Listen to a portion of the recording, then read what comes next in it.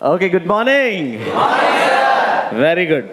तो सॉरी, आपका जो फार्मास्यूटिक्स में हम लोग आज नया टॉपिक स्टार्ट करेंगे, दैट इज पोसोलॉजी। क्या? अरे सर, कई सारी लॉजी सुनी है, पोसोलॉजी कहाँ से आ गया? व्हाट? पोसोलॉजी। जब हम बात करते हैं पोसोलॉजी की, तो जैसे हमने प्रिस्क्रिप्शन देखा, डोजेस फॉर्म देखा, तो सबसे पहले हम पोसोलॉजी को समझते हैं कि इसमें ये होता क्या है। पोसोस का मतलब होता है आपका हाउ मच। क्या मतलब? कितना, क्वांटिटी, अमाउंट। पोसोस मतलब क्या होता है? क्वांटिटी और अमाउंट। एंड एक और वर्ड होता है इसमें, लोगोज, दैट इज स्टडी। जैसे होता है ना बायोलॉजी, सोशियोलॉजी, सबके पीछे लॉजी लग जाता है, इसका मतलब स्टडी।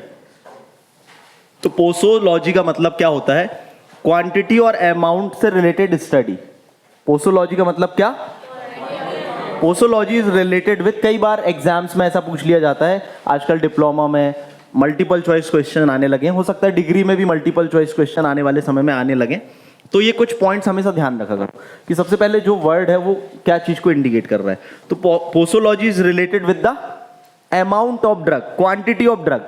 तो इससे रिलेटेड जो भी टॉपिक हम पढ़ेंगे वो किससे रिलेटेड होंगे? क्वांटिटी से रिलेटेड होंगे। तो पोसोलॉजी क्या है?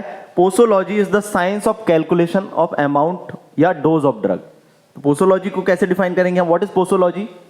It is the science of calculation. Posology is the science of calculation of dose of drug या amount of drug.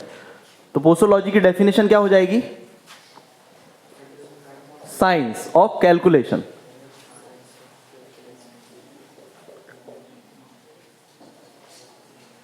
Amount of dose. किस चीज का कैलकुलेशन करना है आपको? Amount of dose. जैसे हम कोई भी चीज खाना खाते हैं या कोई भी चीज अदर चीज खाते हैं, तो उसमें कोई कैलकुलेशन की जरूरत नहीं होती कि आप किसी पानी पूरी वाले के यहाँ जाओ और कैलकुलेटेड फुल्की खाओ। है ऐसा है क्या? नहीं, पेट भर के, जब तक फुल फील फैक्टर ना हो तब तक आप खाओगे। क्या दवाइयों में ऐसा है? हाँ, जब तक सिर दर्द ठीक नहीं होता एक के बाद पैरासीटामोल खाए जा रहे हो। हाँ, या कोई मेडिसिन है, जब तक कोई बीमारी ठीक नहीं हो रही कंटिन्यू खाए जा रहे हो। क्या करोगे? एक पर्टिकुलर टाइम होगा, उस टाइम पर खाओगे, एक पर्टिकुलर क्वांटिटी होगी कि कुछ भी खा लोगे। तो क्या होगा?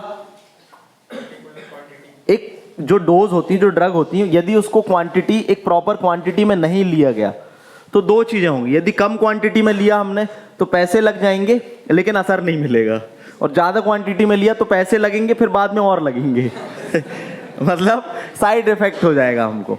तो इसलिए जो ड्रग्स होती हैं, जो मेडिसिन होती हैं, उनकी एक प्रॉपर क्वांटिटी लेना जरूरी होता है, जिससे कि आपको वो उस इम्पैक्ट, वो अपना जो फार्माकोलॉजिकल उसका एक्शन है वो दिखा सके।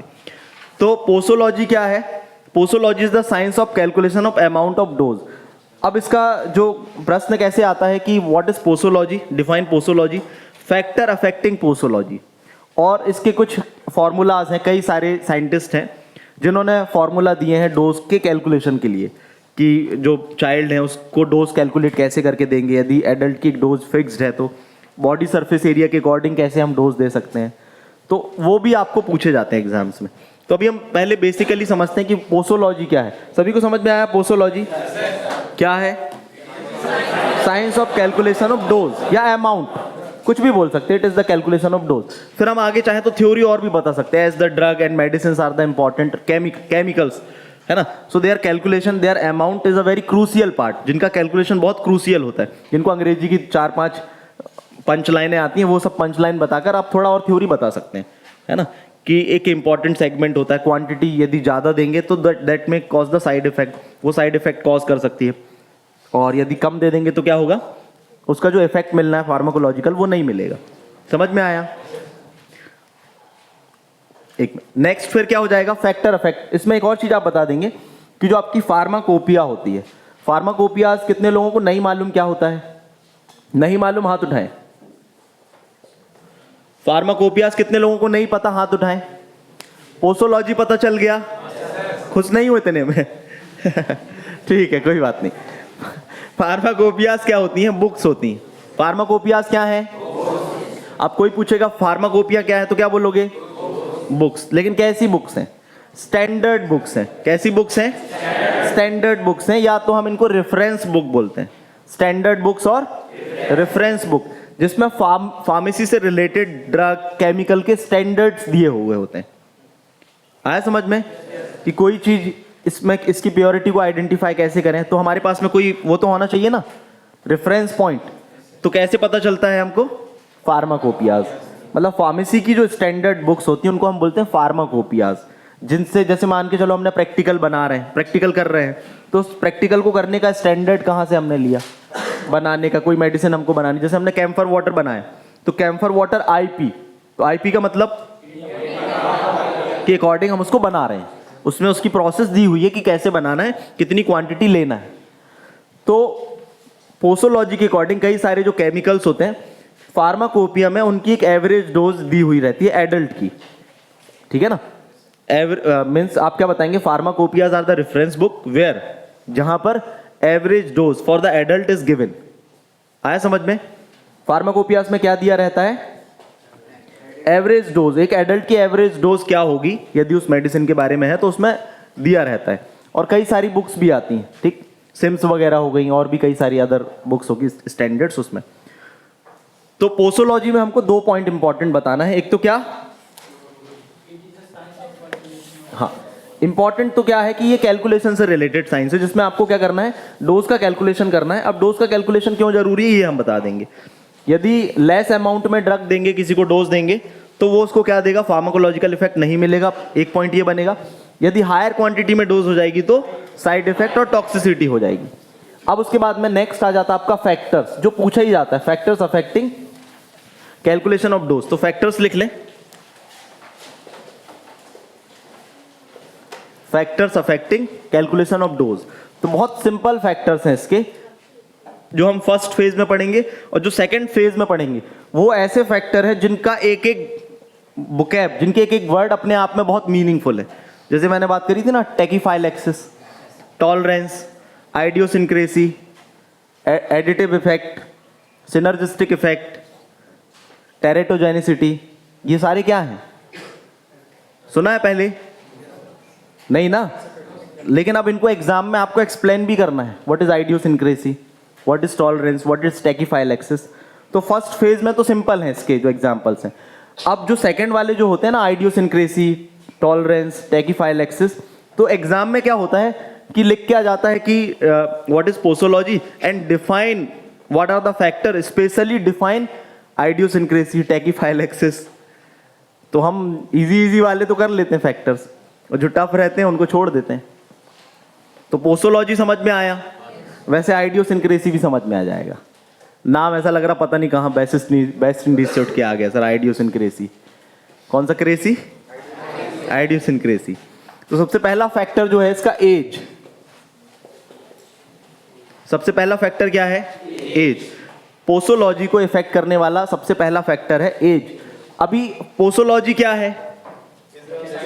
Science of calculation of dose और amount of drug, amount of drug और डोज का कैलकुलेशन। तो सारे पॉइंट में किससे कोरिलेशन होगा? Amount of drug.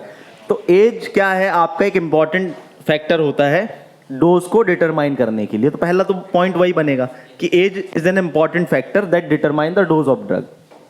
ठीक, कैसे डिटरमाइन करना होता है? तो आप इसमें 3 पार्ट्स बताएंगे कि हम बात करते हैं एडल्ट डोज की। तो एडल्ट डोज हमेशा क्या होगी? जो एवरेज होगी हायर होगी हमेशा। लेकिन कंपेयर जब हम करते हैं एक चाइल्ड की बात करें, या तो हम बात करें पेडियाट्रिक का मतलब पेडियाट्रिक डोज। पेडियाट्रिक डोज हमेशा क्या रहेगी? पेडियाट्रिक मतलब बच्चों की जो डोज होती है। पेडियाट्रिक का मतलब क्या है? Related to the child. और एक और हो जाता है जेरेटिएट्रिक डोज, मतलब जो एल्डर होते हैं। ये बुकैब याद रखो। जेरिएट्रिक मतलब related to the elder people, जो बुजुर्ग लोग होते हैं।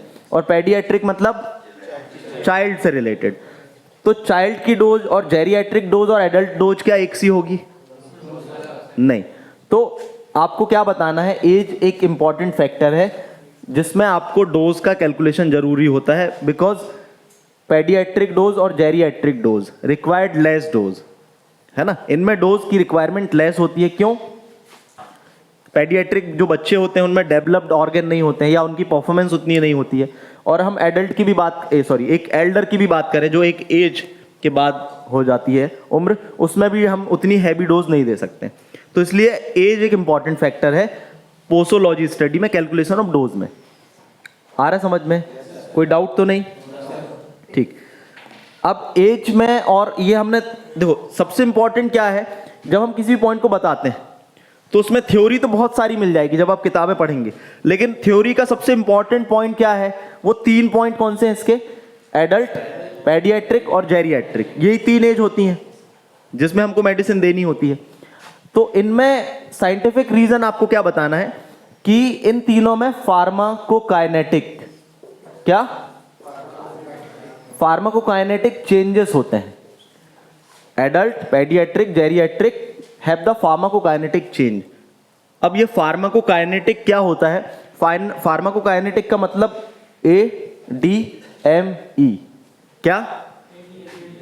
अब ये क्या लिख दिया सर?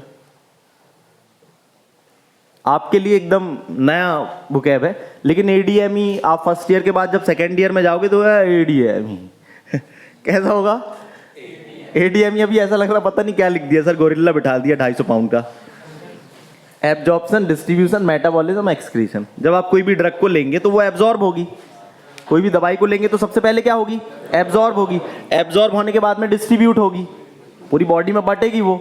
लो लिवर तुम भी लो, किडनी तुम भी लो, जहां जहां उसको डिस्ट्रीब्यूट होना सब जगह जाएगी, लेकिन टारगेट ऑर्गन में भी जाएगी। तो मान के चलो हमने किसी बच्चे को हैवी डोज दे दी तो वो एब्जॉर्ब होने के बाद में तो सभी ऑर्गन में जाएगी ना, डिस्ट्रीब्यूट होगी, इसलिए उसको कम देना है हमको।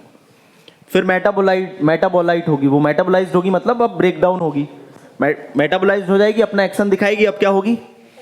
एक्सक्रीट हो जाएगी। एक्सक्रीट हो जाएगी मतलब एलिमिनेट हो जाएगी बॉडी से।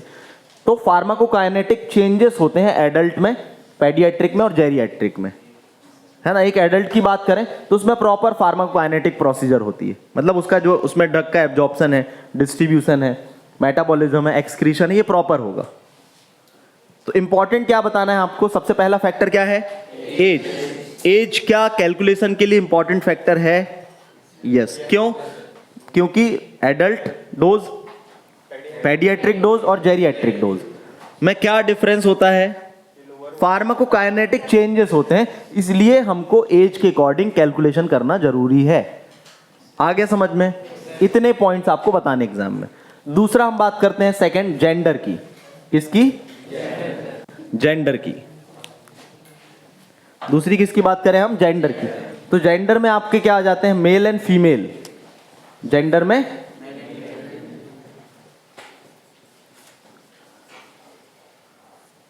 ठीक। तो जेंडर में भी क्या होता है? डोज का और इवन सिलेक्शन ऑफ ड्रग का भी इंपॉर्टेंट रोल होता है।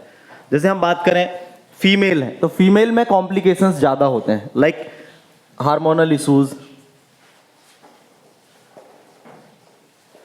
ठीक, ड्यूरिंग द प्रेगनेंसी। तो dose of calculation of dose is necessary. तो जेंडर में हम क्या बता देंगे? जेंडर में there is a 2 gender, male and female gender. और जेंडर की हम बात करें तो जेंडर में भी आपका क्या चीज जरूरी होता है? पोसोलॉजी, मतलब gender is also another factor that is necessary for the calculation of dose. क्यों?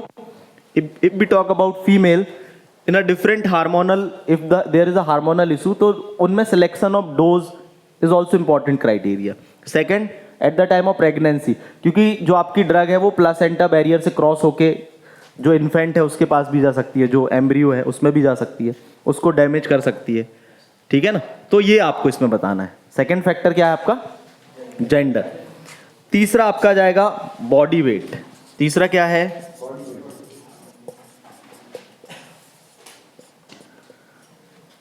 ठीक। अब बॉडी वेट में क्या है?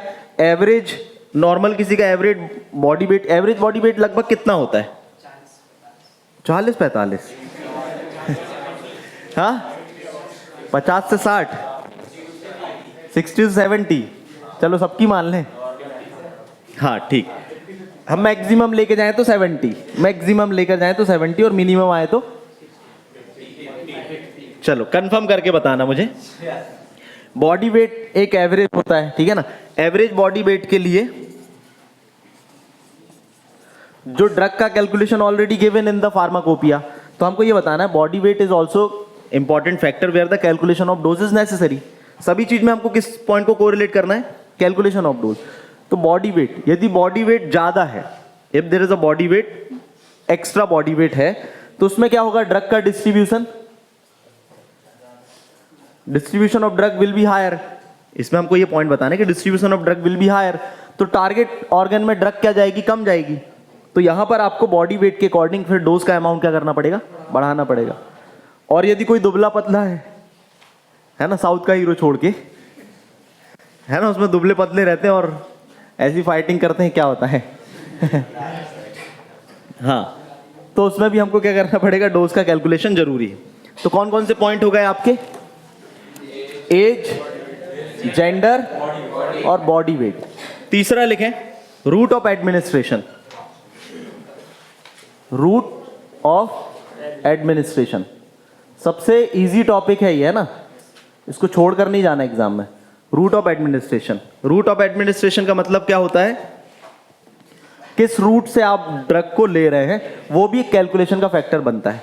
यदि मान के चलो इंजेक्शन से कोई डोज देनी है आपको, मतलब आईवी रूट से, इंट्रावीनस रूट से हमको कोई ड्रग देनी है और ओरल देनी है हमको, तो इसमें यही बताना है, route of drug administration also decides the amount of dose. If the drug is given by the IV route, यदि हम ड्रग को आईवी, इंट्रावीनस मतलब इंजेक्शन के थ्रू देते हैं, तो क्या इसमें हमको ज्यादा अमाउंट देना पड़ेगा ओरल के कंपैरिजन में, कि जो एक एवरेज डोज है वो सब रूट से एक सी दे दो? नहीं, यहां तो आपकी बॉडी में डिस्ट्रीब्यूट होगी नहीं ना, डायरेक्ट ब्लड में ही जा रही है। डायरेक्ट कहां जा रही है, ब्लड में जा रही है। यहां पे कहां पे, पहले आपके ओरल से स्टमक में जाएगी, फिर ब्रेक डाउन होगी, फिर धीरे धीरे वो आपके ब्लड में जाएगी। तो यहां पर डोज का अमाउंट क्या हो जाएगा, ज्यादा, और यहां पर डोज का अमाउंट क्या करना पड़ेगा, कम रखना पड़ेगा। तो route of administration of drug is also important factor, ठीक, जिसमें आपको डोज का कैलकुलेशन जरूरी होता है। फिर इसी में टाइम ऑफ एडमिनिस्ट्रेशन, इसी में क्या आ जाएगा, टाइम ऑफ एडमिनिस्ट्रेशन। ये बीच बीच में कौन बोल रहा है, time of administration. Time of administration में क्या हो जाएगा, टाइम ऑफ एडमिनिस्ट्रेशन में ये बताना है कि जैसे ड्रग आपने ली अलग अलग कंडीशन में, जैसे कि फास्टिंग वाली कंडीशन है जिसमें आपने ऑलरेडी कुछ नहीं खाया हुआ है, फास्टिंग वाली कंडीशन है, तो क्या उसमें डोज हम दे सकते हैं हैवी? नहीं, फास्टिंग कंडीशन में अलग वो रखते हैं। कई बार आप डॉक्टर्स के यहाँ जाते हो तो डॉक्टर बोलते हैं कुछ खाया है नहीं खाया है, तो फिर हम उस हिसाब से इंजेक्शन लगाएं। नहीं खा के जाते हो तो इंजेक्शन लगाता है क्या? नहीं, क्योंकि उनको मालूम है कि बॉडी में ताकत ही नहीं रहेगी इंजेक्शन को टॉलरेट करने की, गड़बड़ हो जाए, पता चले इंजेक्शन लगाने लायक ही ना बचे अगली बार। तो फास्टिंग कंडीशन है, और आपका एम्प्टी स्टमक। एम्प्टी स्टमक है मतलब जब खाली स्टमक है, आपने खाना नहीं खाया हुआ है। और तीसरी कंडीशन है after food, when food is taken. यदि आपने फूड खा लिया है, खाना खा लिया है, उसके बाद आप मेडिसिन लेते हैं तो वो धीरे धीरे क्या होगी, एब्जॉर्ब होगी। लेकिन एम्प्टी स्टमक है तो फास्ट एब्जॉर्ब होगी।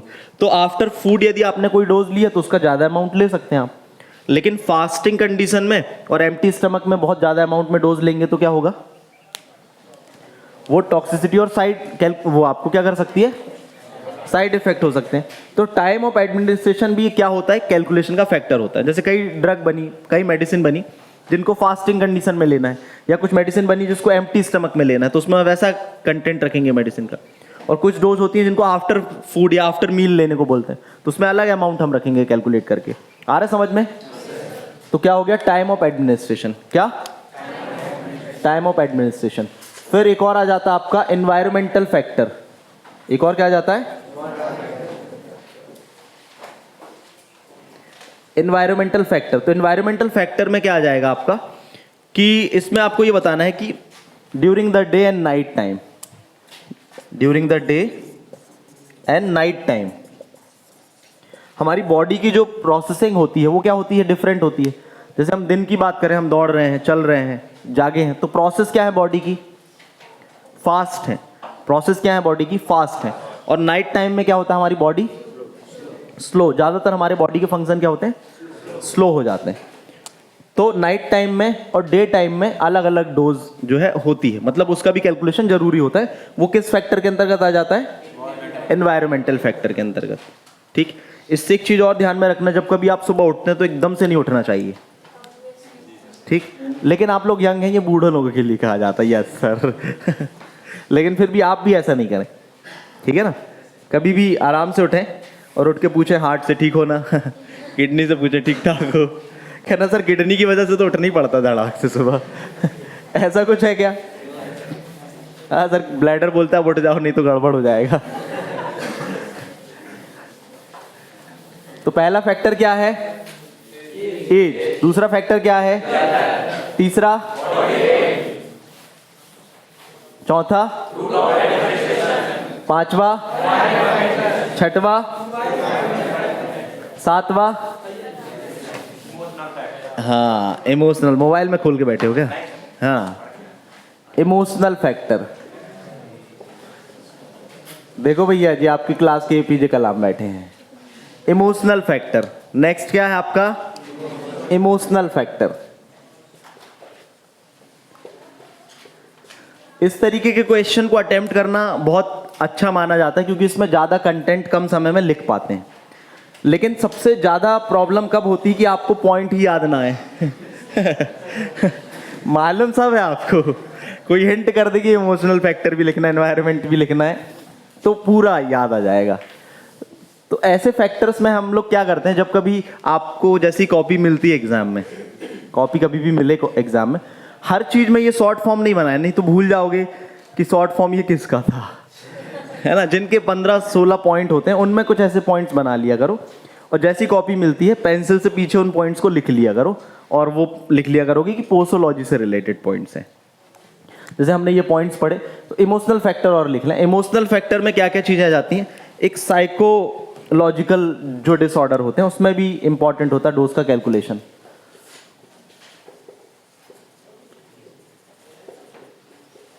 Psychological disorder.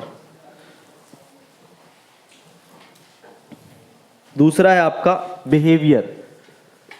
बिहेवियर किसका? डॉक्टर का। It also impact behaviour of doctor emotional factor में। और एक होता है प्लेसिबो इफेक्ट। प्लेसिबो इफेक्ट ऐसा माना जाता है जिसमें आप कई बार मेडिसिन नहीं दे रहे होते हो, लेकिन आप उसको बताते हो कि हम टैबलेट दे रहे हैं आपको। नॉर्मल भाषा में उसको मीठी गोली बोला जाता है। ठीक, जिसमें आप पेशेंट को ये बताते हो कि उसको हम कोई मेडिसिन दे रहे हैं, लेकिन उसको मेडिसिन नहीं दी जाती है, उसको बस केवल उस तरीके का बिहेव और फील कराया जाता है कि हाँ आपको मेडिसिन मिल रही है। कई बार ऐसी सिचुएशंस होती है जब कई बार कोई भी मेडिसिन नहीं लगानी होती है, इंजेक्शंस नहीं लगाना होता है, स्पेशली इन केस ऑफ जो प्रेगनेंसी का टाइम होता है उस टाइम पर कई बार अवॉइडेड होता है इंजेक्शंस और कोई भी मेडिसिन देना। लेकिन क्या होता है कि जो कंडीशन ऐसी होती है कि डॉक्टर्स को बहुत इरिटेट कई बार कई लोग कर देते हैं, नहीं आप तो कोई मेडिसिन दे ही दो, ये कर दो, तो डॉक्टर्स ऐसे करके इंजेक्शन निकालते हैं उनके सामने और फिर लगा देते हैं। 5 मिनट बाद पूछते ठीक है, बोलते हैं हाँ। ज़्यादातर वो क्या होता है, वाटर फॉर इंजेक्शन, वो केवल पानी लगाते हैं उनको, जिसको हम वाटर फॉर इंजेक्शन बोलते हैं। उसको हम क्या बोलते हैं? Placebo effect. क्या बोला जाता है? Placebo effect. वही बताया ना, दिमाग को यकीन करा दिया कि हाँ आपको दवाई दी है। क्या करा दिया? हाँ, यकीन करा दिया, दवाई दी है। जैसे आपको बोल रहे नहीं कुछ भी हो जाए आपको हम जॉब दिलाएंगे ही दिलाएंगे, कुछ भी हो जाए, आप सभी लोग डिग्री कंप्लीट करो, पास करो अच्छे से, सबको जॉब मिल जाएगी। वो ठाकुर साहब बोल रहे सर मैं तो पढ़ा ही नहीं रहा हूँ, कैसे मिलेगी जॉब? नहीं, उसमें आपको अपना एफर्ट करना पड़ेगा, है ना? आप मान के चलो कंपनी आ गई, अब आपको बोला जाओ इंटरव्यू, नहीं सर। अरे जाओ तो अंदर जाके, नहीं सर मुझे तो बोलना ही नहीं आएगा, तो ऐसे में कैसे जॉब आपको मिलेगी? तो जो सपोर्टिंग फैक्टर है उनको भी लेके चलना है ना आपको। एक क्राइटेरिया आपने फुलफिल कर लिया, दैट इज डिग्री। लेकिन अब कभी भी आप कहीं काम करने जाओगे तो you need to practice for the interview also, कि भाई 4 साल पढ़ा है वो 4 मिनट हम बोलेंगे कैसे। ऐसा नहीं कि पूरा सिलेबस ही पढ़ना है आपको, लेकिन यही छोटी छोटी चीजें होती हैं। आपसे पूछ लें बैठे बैठे, अच्छा do you know about placebo effect? हाँ जो सुना तो था, विशाल सर ने पढ़ाया था, भूल गए। फर्स्ट सेमेस्टर में पढ़ा था सर। लेकिन आपको याद आएगा वो इंजेक्शन लगाया था, वाटर फॉर इंजेक्शन था और उसमें दवाई नहीं थी। हाँ, यही प्लेसिबो इफेक्ट है। ठीक, तो प्लेसिबो इफेक्ट भी एक इम्पॉर्टेंट क्राइटेरिया होता है जिसमें आपका ड्रग का अमाउंट नहीं भी है तो आपने, या बहुत कम अमाउंट में भी आप ज़्यादा, इसके कई सारे स्टडी, केस स्टडीज़ भी हैं जो कि एक सपोर्टिंग स्टोरी का काम करते हैं, उसको हम लोग पढ़ेंगे बीच में। साइकोलॉजिकल डिसऑर्डर होते हैं, उस केस में भी डोज ऑफ अमाउंट कैलकुलेशन अलग अलग पेशेंट के लिए अलग अलग होता है। ठीक, तो ये कितने फैक्टर हो गए आपके? 7। फिर नेक्स्ट है आपका presence of other disease. Presence of other disease, यदि उसको अदर डिसीज है बॉडी में तो ये भी क्या होता है, एक फैक्टर होता है। जैसे मान के चलो किडनी का इशू है, किसी को किडनी का इशू है और हम उसको स्ट्रेप्टोमाइसिन, एक एंटीबायोटिक देते हैं, तो ये किडनी में टॉक्सिसिटी कॉज कर सकती है। ठीक है ना, तो presence of disease is also important that decides the amount of dose. तो यदि स्ट्रेप्टोमाइसिन या कोई ड्रग हम दे रहे हैं तो उसकी क्वांटिटी कम दी जाए, नहीं तो ये किडनी में टॉक्सिसिटी कॉज कर सकती है। क्या कर सकती है? टॉक्सिसिटी कॉज कर सकती है। अटेंडेंस हो गई? चलो, एक आपका कौन सा इफेक्ट आ गया? Sorry, presence of other disease. क्या? Presence of other disease. तो प्रेजेंस ऑफ अदर डिसीज में क्या जाएगा आपका? जैसे प्रेजेंस ऑफ अदर डिसीज को कोरिलेट करना है, also decides the amount of dose. ये भी अमाउंट ऑफ डोज को डिसाइड करता है। एक एग्जांपल के तौर पर, if the kidney is not functioning proper, है ना, और उसको हमने स्ट्रेप्टोमाइसिन दे दी, स्ट्रेप्टोमाइसिन देने से क्या हो जाएगा, उसको टॉक्सिसिटी प्रोड्यूस हो सकती है। तो ये एक इंपॉर्टेंट फैक्टर होता है। फिर इसके बाद में कुछ फैक्टर हैं जैसे कि एक्यूमुलेशन हो गया, एडिटिव इफेक्ट हो गया, ठीक है ना, फिर आपका सिनर्जिस्टिक इफेक्ट हो गया, एंटागोनिज्म हो गया, आइडियोसिंक्रेसी हो गया, ठीक, और एक और है आपका टॉलरेंस हो गया, टैकीफाइलेक्सिस हो गया और मेटाबॉलिक डिसऑर्डर। तो ये सारे इंपॉर्टेंट फैक्टर्स हैं, इसको हम लोग नेक्स्ट क्लास में कवर कर लेंगे, है ना। ठीक, नाम इंटरेस्टिंग से लग रहे हैं ना, कि कठिन से लग रहे हैं? है बहुत इजी। कैसे हैं?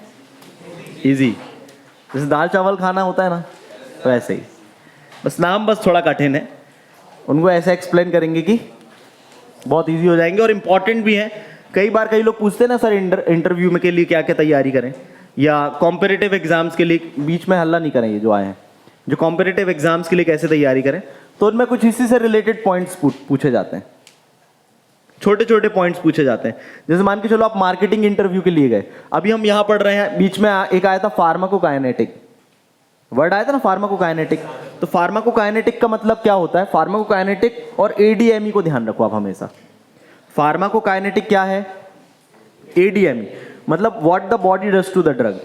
फार्माकोकाइनेटिक क्या है? बॉडी ड्रग के साथ क्या कर रही है? बॉडी ड्रग को एब्जॉर्ब कर रही है, डिस्ट्रीब्यूट कर रही है, मेटाबोलाइज कर रही है और एक्सक्रीट कर रही है, ये फार्माकोकाइनेटिक है। फिर एक और वर्ड होता है फार्माकोडायनेमिक। क्या? फार्माकोडायनेमिक। तो फार्माकोडायनेमिक क्या होता है? What the drug does to the body. Generally जब हम मार्केटिंग की बात करते हैं, जिनको मार्केटिंग में जाना है, इवन चाहे आप इंटरव्यू इंडस्ट्री के इंटरव्यू में जाओ, तो एक बहुत कॉमन क्वेश्चन कई बार पूछा जाता है। सबसे पहले तो पूछा जाता है व्हाट इज फार्माकोलॉजी। क्या?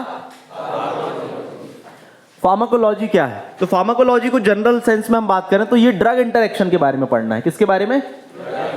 Drug interaction. किसके बारे में? Drug interaction. अब ड्रग का इंटरेक्शन होता कहां है? बॉडी में होता है। तो इसकी दो ब्रांच होती हैं, एक होता है वही जो मैंने अभी बताया आपको, फार्माकोकाइनेटिक। क्या? काइनेटिक। और एक होता है फार्माको डायनेमिक। तो ये डिफरेंस पूछते हैं कि फार्माकोकाइनेटिक एंड फार्माकोडायनेमिक में डिफरेंस क्या है। तो काइनेटिक से ध्यान रखना, काइनेटिक का मतलब होता है गति। काइनेटिक का मतलब जनरली क्या होता है? गति। तो फार्माकोकाइनेटिक का मतलब कि जो ड्रग आपने ली है ना, तो हमारी बॉडी उस ड्रग के लिए क्या कर रही है। तो इसको सिंपल सेंस में बोला जाए, डेफिनेशन दी जाए, केडी त्रिपाठी एक बुक है, उसकी डेफिनेशन ये कहती है what the body does to the drug. What the body does to the drug. Body drug के साथ क्या कर रही है? ये फार्माकोकाइनेटिक। तो हमारी बॉडी क्या कर रही होती है? एब्जॉर्ब, डिस्ट्रीब्यूट, मेटाबोलाइज और एक्सक्रीट। तो एडीएमई हम पढ़ते हैं। फार्माकोकाइनेटिक में क्या पढ़ते हैं हम? एडीएमई। अब फार्माकोडायनामिक क्या है? What the drug does to the body. कभी इसको याद रखना हो तो ऐसे ध्यान रखना, फार्माकोडायनामिक मतलब drug does to the body, what the drug does to the body. Pharmacodynamic से याद रखना, पहले इसमें क्या आ जाएगा? What the drug does to the body. अब ड्रग बॉडी में क्या कर रही है? अभी बॉडी क्या कर रही थी उस ड्रग के साथ? Absorb, distribute. What the drug does to the body, drug जाके वो फार्माकोलॉजिकल एक्शन देती है, मतलब जो फिजियोलॉजिकल अल्टरेशंस हैं वो काम कर रही है। ड्रग जाके आपको ठीक करती है ना। ड्रग का काम क्या है? ड्रग में पावर है, पोटेंट है ड्रग आपकी, तो वो जाके उस फिजियोलॉजिकल प्रॉब्लम है आपकी बॉडी में, उसको जाके सही करेगी। अब चाहे वो एंजाइम मेथड से करे, रिसेप्टर को ब्लॉक करके करे, या किसी केमिकल के साथ कंबाइन होकर करे, या कोई बॉडी के किसी पार्ट से किसी केमिकल को स्टिमुलेट करके रिलीज करके करे। वो कई सारे उसके मैकेनिज्म ऑफ एक्शन हो सकते हैं। तो what the drug does to the body, it is the dynamic. And what the body does to the drug, what the body does to the drug मतलब बॉडी क्या कर रही है ड्रग के साथ, वो काइनेटिक है। समझ में आया? Okay, thank you very much.